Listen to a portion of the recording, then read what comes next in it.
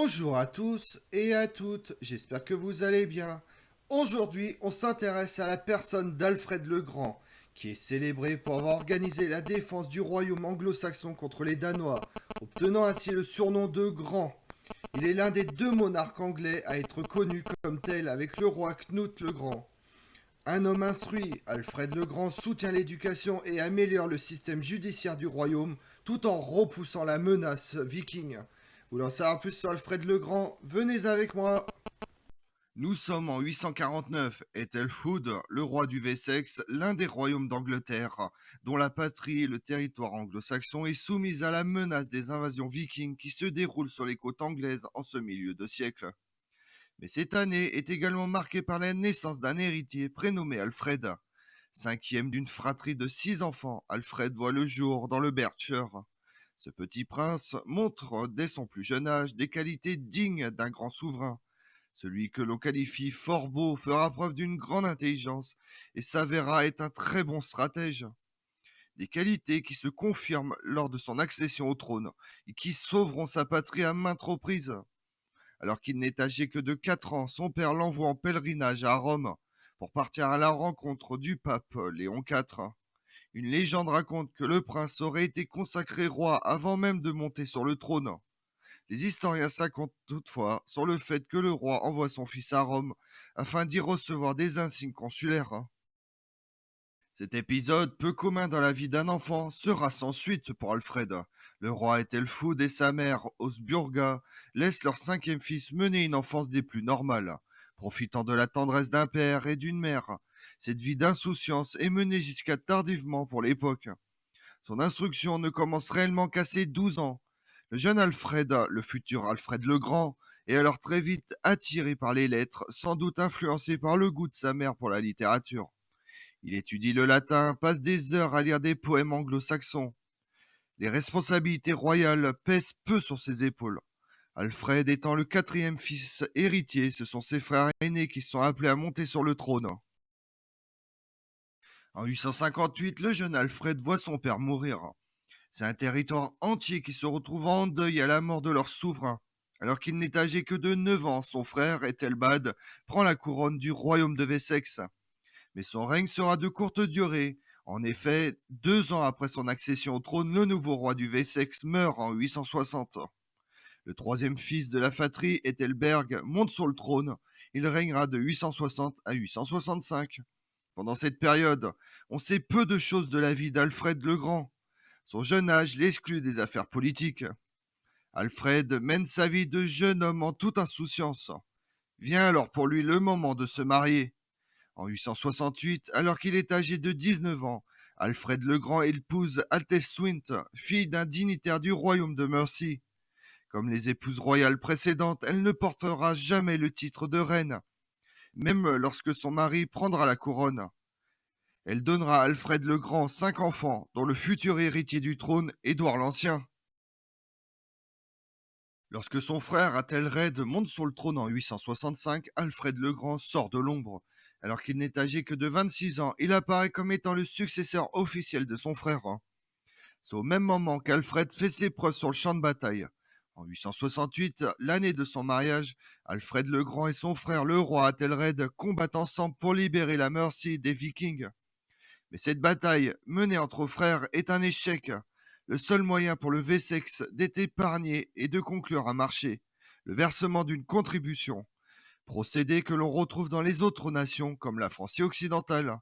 Ainsi, le royaume de Wessex se voit épargné des troubles incessants que les Danois font subir aux différents royaumes anglo-saxons. La guerre trouve enfin un terme. Cette tranquillité avec les Vikings va durer 2 ans, au bout desquels un conflit éclate à nouveau. Pendant 1 an, s'en suivront une succession de 9 batailles, certaines victorieuses, d'autres dans la défaite. C'est cette même année, en 871, que le roi Athelred meurt. Il est temps pour le jeune prince, quatrième de la fratrie, de monter sur le trône de Wessex.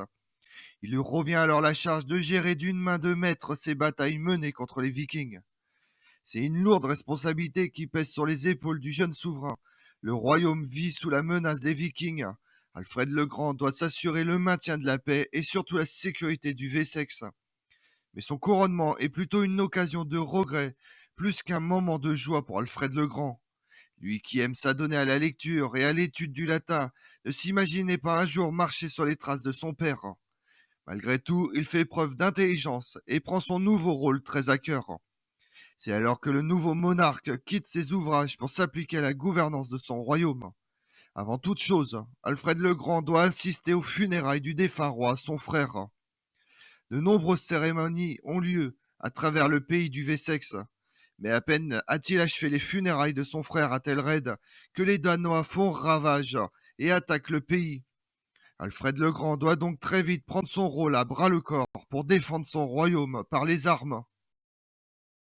À peine remis de la mort de son frère et des charges qui lui incombent, Alfred le Grand doit partir en campagne contre les Vikings à Wilton, ancienne capitale du Wessex, mais cette chevauchée est un échec, les troupes rassemblées par le nouveau roi étant trop peu nombreuses. Même s'il sort vainqueur, les Danois sont affaiblis, leurs pertes sont lourdes, ils craignent que les troupes d'Alfred le Grand s'organisent et s'agrandissent, et que des représailles aient lieu. Ils acceptent alors de passer un accord, une trêve est conclue, les Vikings ne s'attaquent désormais plus au Wessex. L'arrivée d'un nouveau chef chez les Vikings met à mal l'accord conclu. La trêve n'aura finalement duré que 5 ans. En 876, le chef danois Guntrum lance une attaque. C'est alors une succession de batailles, de serments conclus puis rompus, et ce pendant près de 2 ans. Alfred le Grand fait alors preuve d'habileté et de courage. Malgré son jeune âge et son manque d'expérience, il montre une bravoure à toute épreuve et réussit à garder le royaume intact malgré toutes les attaques danoises. À la fin de l'année 877, alors qu'il est âgé de 30 ans, Alfred le Grand prépare une offensive. Il souhaite venir à bout de cette menace viking une bonne fois pour toutes. Alors que les Danois attaquent en force, le roi du Wessex rallie les hommes du Somerset, Hampshire et Wiltshire. Du 6 au 12 mai 878, les troupes ralliées confrontent les Danois. C'est la bataille d'Eddington, une victoire totale pour Alfred le Grand, dont le surnom prend alors tout son sens. La menace qui pèse depuis des années au-dessus du Wessex est maintenant loin. Le domaine peut dormir en paix. Le roi des Danois, Gontruc, retire son armée du Wessex après y avoir reçu le baptême. Le répit est encore une fois de courte durée. 6 ans après, le Danois se révolte à nouveau, obligeant Alfred le Grand à lever une armée. Et à nouveau, la victoire est écrasante pour le souverain. La vie du roi Alfred le Grand est donc rythmée par les révoltes des Vikings, par les périodes d'accalmie, les traités de paix qui sont signés puis bafoués. Malgré tout, ce roi brille par son esprit stratège et sa capacité à repousser l'envahisseur. Il est en effet le seul souverain à avoir tenu tête et même écarté les troupes danoises pour accorder à son royaume la prospérité, la paix et la calmie. Une fois de plus, survient quelques années de trêve. À l'automne 892-893, un dernier conflit survient. Les Danois, dont l'implantation en Europe devient de plus en plus précaire, se replient en 2 grandes vagues sur le royaume anglo-saxon. Les réfugiés de la première vague, plus nombreux, s'installent à Épledore, et ceux de la deuxième vague à Milton, dans le Kent. Le fait que les nouveaux envahisseurs amènent femmes et enfants montre qu'il ne s'agit pas d'un simple raid de pillage, mais d'une tentative avec les Danois déjà sur place de conquérir l'ensemble du royaume anglo-saxon. Alfred le Grand, 893-894, positionne ses troupes de façon à pouvoir observer les 2 populations. Tandis qu'il entame des négociations, les Danois d'Apledore entrent en guerre et poussent leurs forces vers le nord-ouest. Mais le fils aîné d'Alfred le Grand, Édouard, futur Édouard l'Ancien, les bat lors d'une bataille à Fernham. Subissant défaite après défaite, les Danois vont trouver refuge sur l'île de Man, puis sur les derniers vestiges des territoires vikings sur le territoire anglo-saxon. Son enfance, bercée par ses lectures, ont eu une influence sur le règne d'Alfred le Grand. Son goût pour la culture, Alfred l'a mis au profit pendant son règne. Alors que le pays voit l'éducation meurtrie à cause de l'envahisseur danois, Alfred le Grand œuvre pour sauver l'enseignement.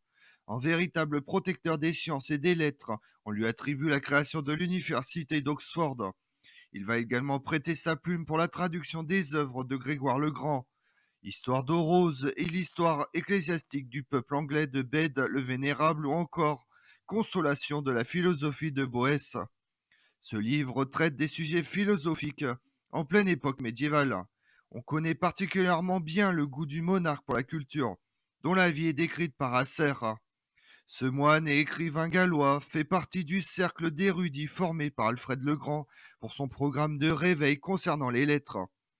Il participe notamment à l'écriture d'une courte biographie relatant la vie trépidante de ce roi.